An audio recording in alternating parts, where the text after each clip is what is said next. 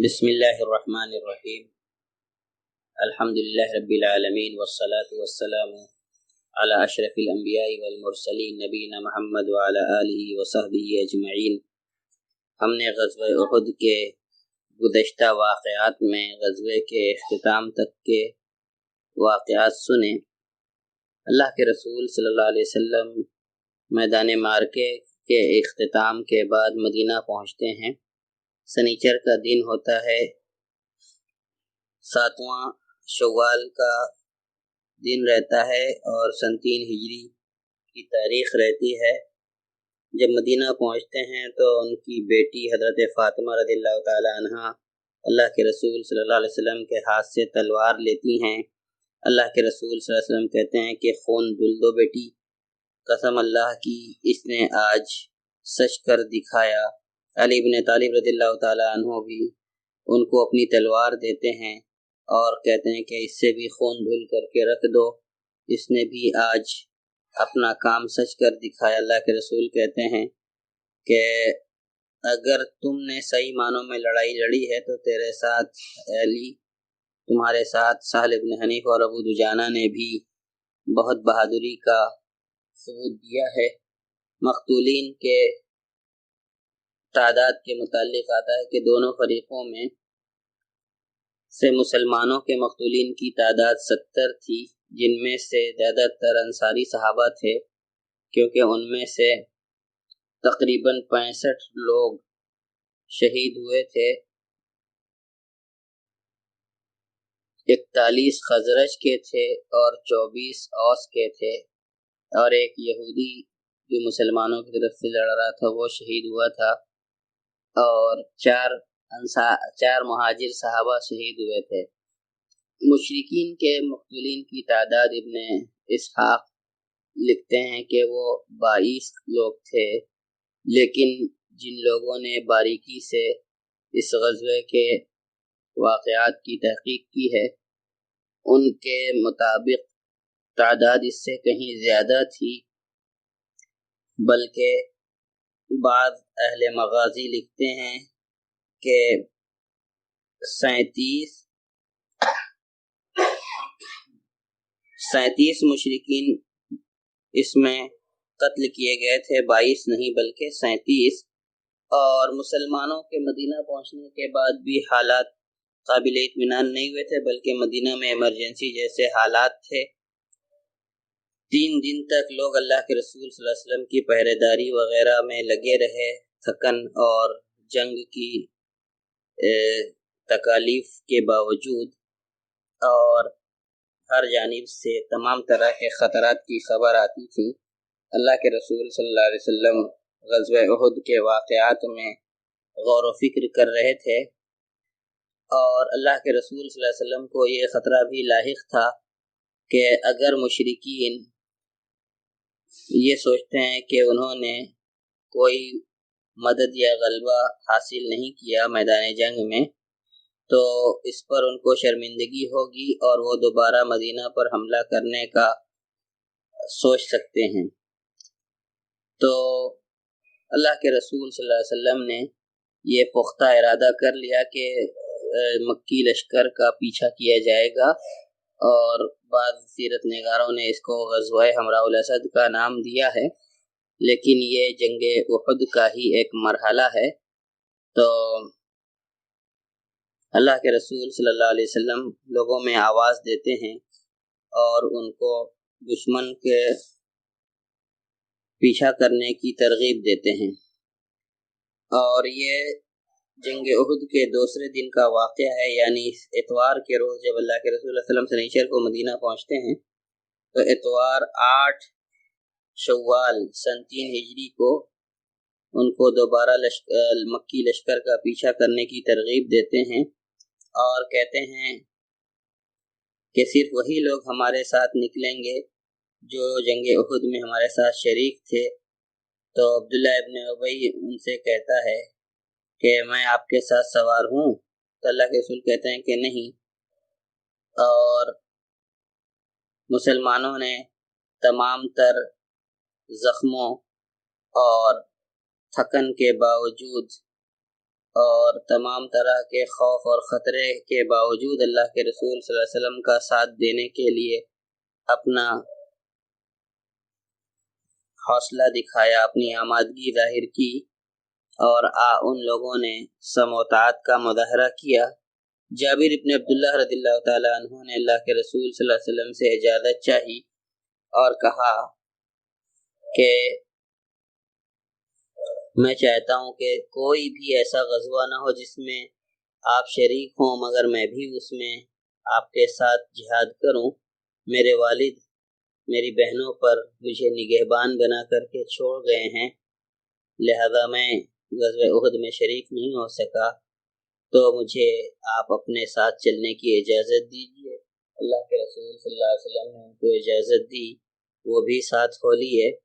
اور اللہ کے رسول صلی اللہ علیہ وسلم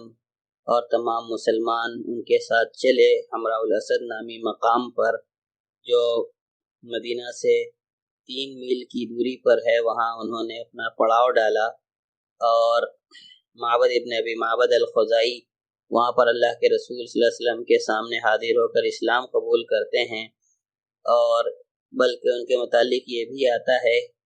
کہ وہ شرک پر ہی تھے لیکن اللہ کے رسول صلی اللہ علیہ وسلم کے خیر خواہ تھے، اسی لیے اللہ کے رسول صلی اللہ علیہ وسلم نے ان سے کہا کہ ابو سفیان کو جا کر کے ابو سفیان سے ملو اور اس کو شرمسار کرو، اس کو خوف زدہ کرو۔ اور اللہ کے رسول صلی اللہ علیہ وسلم کو جو خطرہ لاحق تھا مکہ کے لشکر سے کہ وہ دوبارہ مدینہ پر حملہ آور ہو کر مسلمانوں کے جڑ سے خاتمے کے متعلق سوچیں گے، وہ بلا وجہ نہیں تھا، کیونکہ جب یہ مکی لشکر مقام روحا پر پہنچا جو مدینہ سے 36 میل کے فاصلے پر ہے، تو ایک دوسرے پر ملامت کرنے لگے اور کہنے لگے کہ ہم نے کچھ کیا نہیں، ہم نے جنگ میں غلبہ تو حاصل کیا، پھر ان کو چھوڑ دیا اور ان کو دوبارہ اکٹھا ہونے کے لیے آزاد چھوڑ دیا، تو چلو چل کر کے ان کا جڑ سے خاتمہ کرتے ہیں۔ اور یہ رائے اگرچہ کمزور تھی لیکن اس رائے کے قائلین اس قدر تھے کہ صفوان ابن امیہ کی بات مانی نہیں جاتی ہے، جو یہ کہتا ہے کہ ایسا مت کرو، کیونکہ جو مسلمان مدینہ میں پیچھے رہ گئے تھے غزوہ احد میں شرکت نہیں کی تھی، ممکن ہے کہ وہ تمہارے خلاف اکٹھا ہو کر کے لڑیں اور تم کو کوئی بھاری نقصان پہنچائیں، لیکن لشکر کی اکثریت مسلمانوں پر پھر سے حملہ آور ہونے کے حق میں تھی، اور مکہ کا لشکر مدینہ پر دوبارہ حملہ آور ہونے کے لیے آمادہ ہو جاتا ہے، لیکن ابھی ابو سفیان اپنے لشکر کو لے کر حمراء الاسد سے مقام روحا سے چلنے ہی والا تھا کہ معبد ابن ابی معبد الخزاعی اس سے ملتے ہیں، اور ابو سفیان کو ان کے اسلام لانے کا علم نہیں تھا، تو وہ معبد ابن ابو معبد الخزاعی سے پوچھتا ہے کہ کیا خبر لائے ہو ابو معبد؟ تو کہتے ہیں، اور ایک نفسیاتی جنگ کا آغاز کرتے ہوئے ابو سفیان کے خلاف کہتے ہیں کہ محمد اور ان کے صحابہ تمہاری طلب میں ایک ایسا لشکر لے کے نکلے ہیں جیسا لشکر اس سے پہلے نہیں دیکھا گیا، غصے سے تمہارے اوپر وہ جل رہے ہیں، اور ان کے ساتھ وہ تمام لوگ اکٹھا ہو گئے ہیں جو جنگ احد میں تمہارے مقابلے سے پیچھے رہ گئے تھے، اور وہ لوگ اپنے کیے پر شرمندہ ہیں، اور تم پر ان کا غصہ اتنا شدید ہے کہ میں نے ایسا غصہ پہلے کبھی نہیں دیکھا۔ ابو سفیان کہتا ہے کہ بربادی ہو، کیا کہہ رہے ہو؟ معبد ابن ابی معبد الخزاعی کہتے ہیں قسم اللہ کی میرا تو خیال یہ ہے کہ آپ تب تک یہاں سے نہ چلیں یہاں تک کہ ان کے گھوڑوں کی پیشانیاں نہ دیکھ لیں یا لشکر کا پہلا حصہ ان ٹیلوں کے پیچھے سے آتا ہوا نہ دیکھ لیں۔ ابو سفیان کہتا ہے کہ قسم اللہ کی ہم نے تو ان پر دوبارہ حملے کا پکا ارادہ کر لیا تاکہ جڑ سے ان کا خاتمہ کر دیں۔ ابو معبد کہتے ہیں معبد ابن ابو معبد الخزاعی ایسا مت کرو، میں تمہارا خیر خواہ ہوں۔ اس وقت ابو سفیان کی ہمت جواب دے جاتی ہے اس پر گھبراہٹ اور رعب طاری ہو جاتا ہے، وہ عافیت اسی میں سمجھتا ہے کہ مکہ کی طرف واپس پلٹ چلا جائے، لیکن ابو سفیان بھی ایک نفسیاتی جنگ کا ارادہ کر لیتا ہے اور ایک پروپیگنڈے کی جنگ مسلمانوں کے خلاف چھیڑنے کا منصوبہ بناتا ہے، اس امید پر کہ شاید وہ اسلامی لشکر کو ان کا پیچھا کرنے سے روکنے میں کامیاب ہو جائے، اور وہ اس میں کامیاب بھی ہو جاتا ہے کہ اسلامی لشکر سے دوبارہ سامنا نہ ہو۔ اس کے پاس سے عبد القیس کا ایک قافلہ گزرتا ہے جو مدینہ جا رہا تھا، تو وہ ان سے وعدہ کرتا ہے کہ جب تم مکہ آؤ گے تو سوکھے اقداس میں تمہاری سواریاں بھر بھر کے تم کو کشمش دوں گا، تم کو کرنا یہ ہے کہ محمد تک میرا یہ پیغام پہنچا دو کہ ہم ان پر دوبارہ حملہ کرنے والے ہیں اور جڑ سے ان کا خاتمہ کرنے والے ہیں۔ یہ اللہ کے رسول صلی اللہ علیہ وسلم تک پہنچتا ہے یہ قافلہ، اور اللہ کے رسول صلی اللہ علیہ وسلم اس وقت حمراء الاسد میں تھے اور ان کو ابو سفیان کی بات بتلاتا ہے۔ تو اس سلسلے میں اللہ تبارک تعالیٰ قرآن نازل فرماتا ہے کہ جب یہ خبر آ کر کے یہ وفد عبد القیس مسلمانوں کو دیتا ہے تو وہ کہتے ہیں کہ حسبنا اللہ و نعم الوکیل فانقلبوا بنعمت من اللہ وفضل، تو وہ اللہ کی نعمت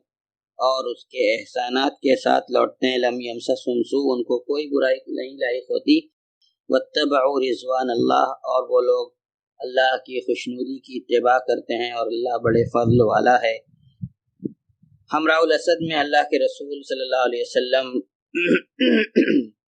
اپنے پہنچنے کے دن اتوار کو اور سوموار اور منگل اور بدھ مزید 3 دن قیام کرتے ہیں۔ 9، 10 اور 11 شوال سن 3 ہجری کو بھی پھر مدینہ لوٹ آتے ہیں، اور اللہ کے رسول صلی اللہ علیہ وسلم مدینہ لوٹنے سے پہلے ابو عزہ الجمحی کو پکڑتے ہیں،